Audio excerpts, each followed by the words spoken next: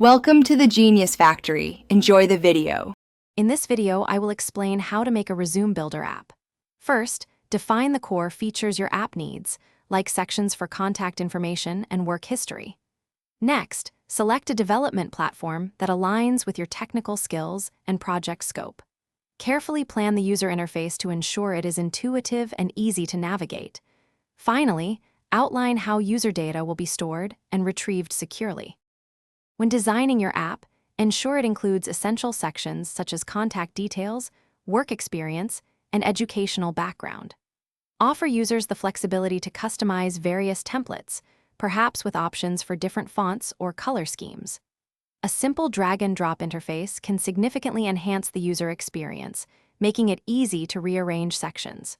Remember to ensure the app is fully responsive across all mobile and desktop devices. For development, choose a robust programming language and framework that supports your app's complexity. Set up a secure database to manage all user-generated Resume data efficiently.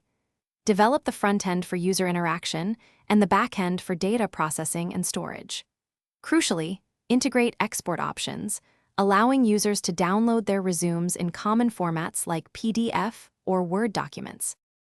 Before launching, conduct thorough testing to ensure all features function correctly and without bugs. Gather feedback from early users to identify areas for improvement and refine the user experience.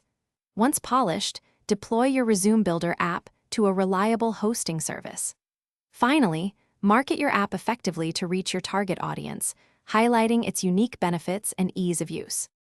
Thanks for watching. If you found this helpful, don't forget to like and subscribe.